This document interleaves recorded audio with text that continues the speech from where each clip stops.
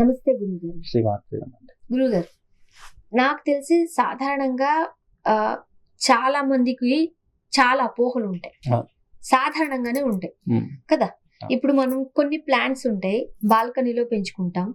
కొన్ని మొక్కలు ఉంటాయి, ఇంట్లో బాల్కనీలో పెంచొద్దు, కింద మన వరండాలోనూ లేకపోతే ఫ్రంట్ లోనూ పెంచుకోవాలని అంటారు.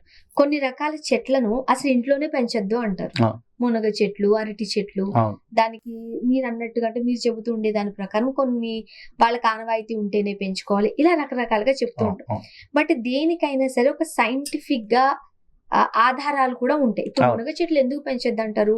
వాటికి అవేవో పురుగులు పడుతూ ఉంటాయి. అలాగే కొన్ని వృక్షాలను అంటే విషపూరితమైనటువంటి వృక్షాలు కావచ్చు, లేదంటే ముళ్ళున్నటువంటి వృక్షాలు కావచ్చు, ఇవి ప్రత్యేకంగా ఇంటి ఆవరణలో ఉండకూడదు అనేటటువంటిది శాస్త్రవచనం. ఉండకూడదని కాదు, ఒకసారి మనం ఇక్కడ ఉండొచ్చు, కానీ దాని వల్ల దుష్ప్రభావాలు ఉంటాయి కాబట్టి ఉంచకూడదు అని చెబుతూ ఉంటారు పెద్దలు అంటారు. నిజమే కదా ఇదంతా? ఇక్కడ కొన్ని ఎలా ఉన్నాయంటే శాస్త్రమును జోడించి భయాన్ని జోడించి చెప్తేనే ఎవరైనా వింటారు. లేదు అలా ఉండకూడదు అంటే ఎందుకు ఉండకూడదు, లేదా వితండవాదం పెరుగుతుంది, లేదా ఆ వ్యక్తికి ఉండకూడదు అంటే 1,00,000 సమాధానాలు చెప్పాల్సి ఉంటుంది.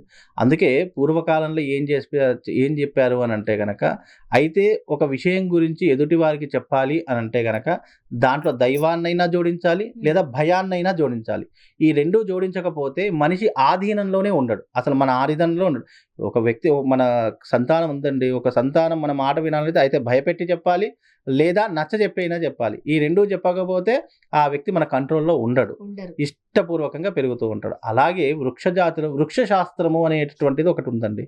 అంటే వృక్ష శాస్త్రం అంటే దాంట్లో ఏం చెప్పారు అని అంటే కనుక సారాంశము, ఏ చెట్టు ఎక్కడ ఉండాలి, అలాగే ఏ వృక్షాన్ని ఇంట్లో పెంచుకోవాలి, ఏ వృక్షాన్ని ఇంట్లో పెంచుకోకూడదు, అంటే ఇంటి ఆవరణ దగ్గర కూడా ఉండకూడదు అనేది. ఇప్పుడు గన్నేరు చెట్టు ఉంది, ఇంట్లో ఎప్పుడైనా పెంచుకుంటామా? ఎందుకు అంటే అది విషపూరితమైనటువంటిది అని అర్థం. అలాగే చాలా మటుకు గులాబీ చెట్లు ఉన్నాయి, దానికి ముళ్ళు ఉంటాయి. చాలా మంది ఏం చేస్తారంటే ఇంటి మెయిన్ డోర్ ఉంటుంది కదా, దాన్ని ఎదుటే గులాబీ చెట్లు పెట్టేస్తారు. ఎప్పుడు కూడా ముళ్ళున్నటువంటి చెట్లు ఇంటి యొక్క సింహద్వారం ముందర అస్సలు ఉండకూడదు అనేది శాస్త్రవచనము. అలాగే ఇంట్లో ప్రత్యేకంగా పెంచుకోవాల్సినటువంటి వృక్షాలు కొన్ని, మనీ ప్లాంట్ ఉంటుంది, అలాగే తీగతో సంబంధం ఉన్నటువంటి మనీ ప్లాంట్ తీగతో సంబంధం ఉంది. అలాగే తమలపాకు యొక్క తీగలు అవి కూడా ఇంట్లో పెంచుకోవచ్చు. అలాగే పారిజాతపు పుష్పాల యొక్క వృక్షాలు అవి ఇంట్లో పెట్టుకోవచ్చు. ఇలా అనేక రకాలైనటువంటి మొక్కలు ఇంట్లో ఈ మధ్య కాలంలో క్రీపర్స్ అంటారు కదా. ఫర్ ఎగ్జాంపుల్ అంటే మీరు మొక్కల గురించి మాట్లాడుతున్నారు, నేను ఇంకొంచెం ముందుకు వెళ్ళి ఇప్పుడు సొరకాయ, వెజిటబుల్స్ వాటి తీగలతోనే అవును అవి కూడా వాడుకోవచ్చు. అవి ఇంటి పైన పెట్టుకోకూడదు, పాకుడు మొక్కలు వేసుకుంటే ఇక్కడ విషయం ఏంటంటే ఇబ్బంది అవుతుంది కొంతమందికి అంటారు.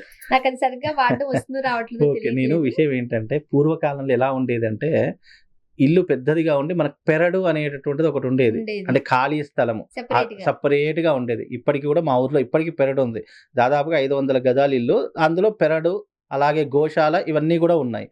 అక్కడికి ఏమిటి అని అంటే కనుక ఆ పెరడులో ఏం చేసేవాళ్ళం, పూల మొక్కలు, తీగ అంటే ఈ యొక్క మీరు అన్నట్టుగా ఈ యొక్క దాన్ని ఏమంటారు సొరకాయలు, అలాగే ఈ వంకాయలు, టమాటాలు ఇవన్నీ కూడా వేసేవాళ్ళు. ఇవి మళ్ళీ మొక్కలు. ఇప్పుడు సొరకాయ లాంటివి తీగలు, అవును, అలాంటివి కొన్ని వేయకూడదు ఇంటి పైన వేయకూడదు. దానికి సపరేట్ గా పెరడు అనేటటువంటి లేదా ఖాళీ స్థలం ఏదైతే ఉంటుందో అక్కడ వేసుకోవచ్చు, కానీ ఇంటి ఆవరణకు కనీసం ఒక 100 గజాల దూరమైనా ఉండాలి. అది ఎందుకంటారు?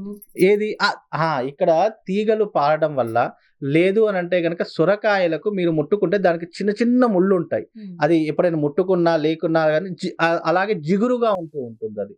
అందుకే ఈ జిగురు యొక్క అలాగే మీకు ఈ సొరకాయల్లో కూడా మీరు చూసుకున్నట్టయితే దానికి కూడా పురుగులు ఉంటూ ఉంటాయి. దానికి కూడా ఆ సొరకాయలు ఎక్కడ ఉంటే అక్కడ ఈ పాములు ఎక్కువగా తిరుగుతూ ఉంటాయి. అందుకే సొరకాయలు అంటే తీగల మనం పైన వేసుకోవాలి తప్ప కింద వేసుకోకూడదు.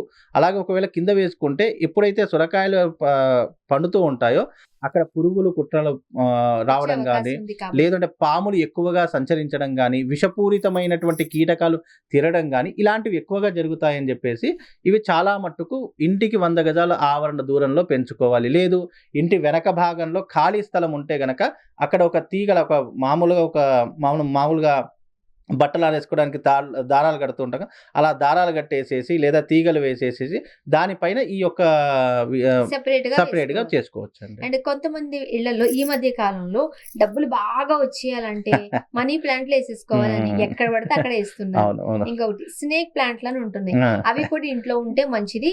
దానికి అంటే వాతావరణ ప్రకారంగా చూస్తే సూర్యరశ్మి గట్టిగా పడకూడదు, ఇంట్లో అయితే మంచిది, బోల్డ్ డబ్బులు వచ్చేస్తాయి అంటారు.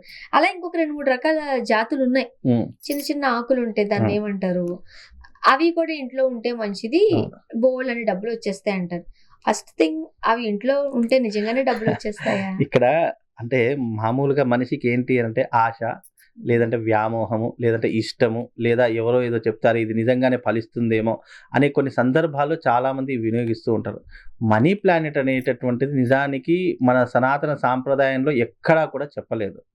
ఇక్కడ ఏంటి అంటే కనుక మనీ ప్లానెట్ అనేటటువంటిది ఈ ఇతర దేశస్తులు కావచ్చు, లేదా ఇతర వాళ్ళు వాడేటటువంటి విధానాన్ని, పద్ధతిని మనకు తీసుకొచ్చి పెట్టారు తప్ప మనీ ప్లానెట్ అనేటటువంటిది ఆక్సిజన్ ని ఎక్కువగా ఇచ్చేటటువంటి ప్లానెట్. కొన్ని ప్లానెట్స్ ఉంటూ ఉంటాయి ఆక్సిజన్ ఎక్కువగా ఇస్తుంది.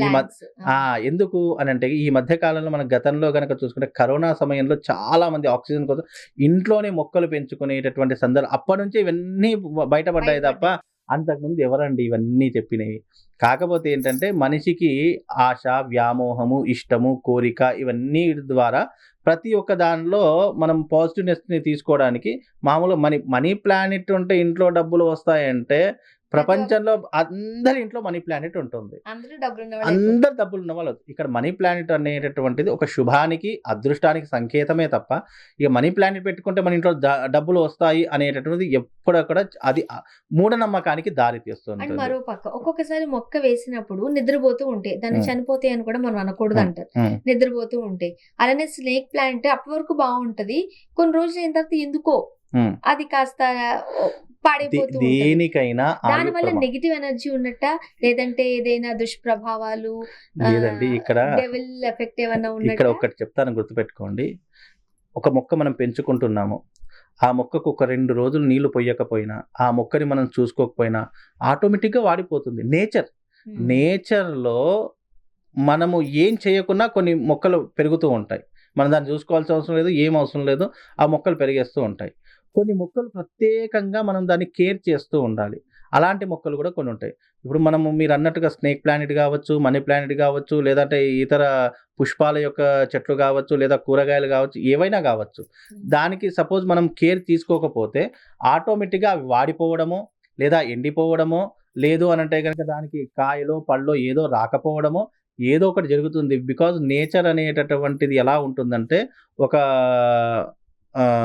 ఏది చెట్టుకు కావచ్చు, లేదు అని అంటే కనుక ఒక మొక్కకు కావచ్చు, దానికి సరైనటువంటి అంటే మన దృష్టిలో ఆహారం అంటారు, దానికి సరిగ్గా నీళ్లు పోయకపోయినా, అది సరిగ్గా సూర్యరశ్మి పడకపోయినా, దాని ఎక్కువ పోసినా నష్టమే. కాబట్టి దేనికైనా ఒక విధి విధానము, ఒక ప్రక్రియ అనేటటువంటిది ఉంటుంది. అందుకే మనీ ప్లానెట్స్ కావచ్చు, స్నేక్ ప్లానెట్స్ కావచ్చు, లేదు అంటే ఇంకా ఇతర వృక్షాలు కావచ్చు, మొక్కలు కావచ్చు, ఏవైనా కావచ్చు, దాన్ని సరిగ్గా కేర్ చేస్తే, కొన్ని కేర్ చేయకపోయినా వాతంటే అవే పెరుగుతాయి, కొన్ని ప్రత్యేకంగా కేర్ చేస్తేనే దాని యొక్క ప్రత్యేకమైన లక్షణాలు అనేటటువంటి బయటపడతాయండి. అంటే ఇక్కడ మూఢనమ్మకాన్ని మనము ఎంకరేజ్ చేయకూడదు.